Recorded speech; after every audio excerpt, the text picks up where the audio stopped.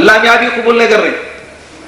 سنگ ٹوٹا ہوا بکرا ہے تو ان کی تخلیق ہے مولا کی, مگر وہ بھی قبول نہیں کریں. سنگ ٹوٹا ہوا نہیں رہنا, کان کٹا ہوا نہیں رہنا. تو ڈاکو ہے سمندر کا, مگر وہ بھی قبول نہیں کر رہا. جس میں نقص ہے وہ قبول نہیں کر رہا. تو اس طرح سے کشتی جو ہڑپ لیے جانے والی تھی وہ بچا دی گئی, بچ گئے لوگ, کشتی بچ گئی ایک چھوٹے سے نقصان کی وجہ سے. اب دوسری بات, جو لڑکا تھا وہ لڑکا کانا ابوہما صالحا, جو اس کا جو باپ تھا وہ نیکوکار تھا, نیک آدمی تھا. ان کے دونوں ماں باپ جو ہے لڑکے کے جو قتل کیا گیا وہ نیک تھے, مگر لڑکا آگے چل کر سرکش ہونے والا تھا. کفر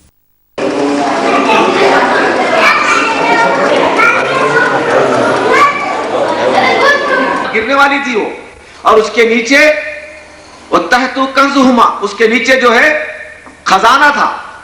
دیکھیے خزانے کو موسیٰ نے دیکھ سک رہے ہیں, حضرت موسیٰ کی نگاہ خزانے پہ نہیں پڑی. دیکھیے پیغمبر ہیں صاحب, بے شمار معجزات آپ سے رونما ہوئے ہیں, ظاہر ہوئے ہیں, لیکن آپ کی نگاہ, حضرت موسیٰ کی نگاہ خزانے تک نہیں پہنچی.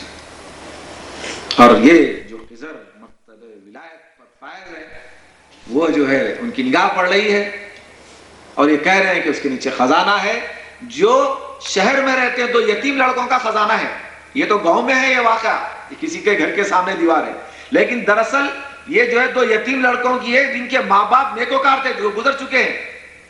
تو جب یہ اپنی جوانی کو پہنچیں گے بچے تو ایک طریقے سے دیوار گر جائیں گے, اپنا خزانہ نکال لیں گے. تو اس کے بعد وہ رہے گا وَمَا فَعَلْتُهُ عَنْ أَمْرِي, میں جو کچھ کیا نہیں کیا بلکہ امر کیا گیا, خدا کا حکم ہے. تو یہاں پتا چلا کہ نبوت ایک چیز ہے اور ولایت ایک چیز ہے, مگر ولایت نبوت سے افضل نہیں ہے. جو علم یہ جانتے وہ نہیں جانتے, جو یہ جانتے وہ نہیں جانتے. تو ولایت اور الحمدللہ. مگر آپ بولیں گے کہ بھائی یہ پھر خضر کی ضرورت, اب اس کے بعد ضرورت نہیں ہے.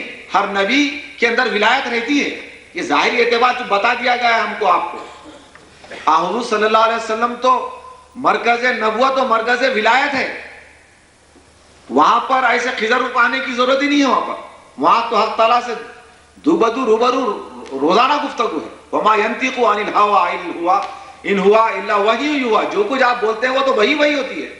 وہاں ضرورت ہی نہیں ہے کسی خضر وغیرہ کی, بلکہ امتیان محمد صلی اللہ علیہ وسلم کے لیے بھی ضرورت ہی نہیں ہے خضر جیسے لوگوں نے. ہاں راستہ بھٹک گئے ہیں تو جو ہے وہ بتا, ایک مرتبہ آپ حضرت غوث العظم دستگیر واعظ بیان کر رہے تھے, ہزاروں کا مجمع تھا, وہاں پر حضرت خضر آئے,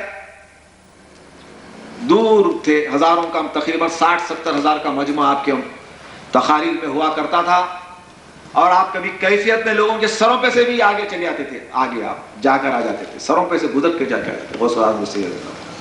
تو دیکھیں دور خضر علیہ السلام سوچ رہے ہیں, حالانکہ بہت فاصلے پر ہے وہ, اور آپ تقریر بیان کر رہے ہیں, اور آپ اس کو مائک وغیرہ کچھ بھی نہیں ہے, بغیر مائک کے آپ کی آواز 70,000 مجمع تک یکساں پہنچ رہی ہے.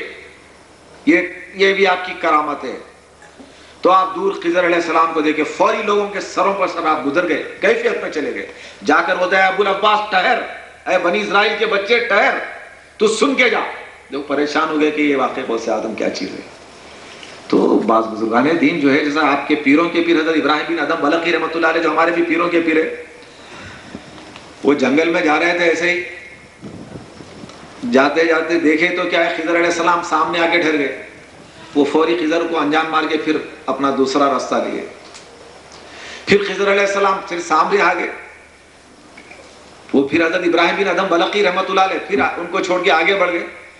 اس کے بعد پھر سامنے آئے خضر, تو حضرت ابراہیم بن ادم بلخی رحمۃ اللہ علیہ نے کہا ہے خضر کیوں ہمارے سامنے بار بار آ رہے ہیں. وہ پریشان ہو گئے, خضر کی ان کو نام کیسا ہو.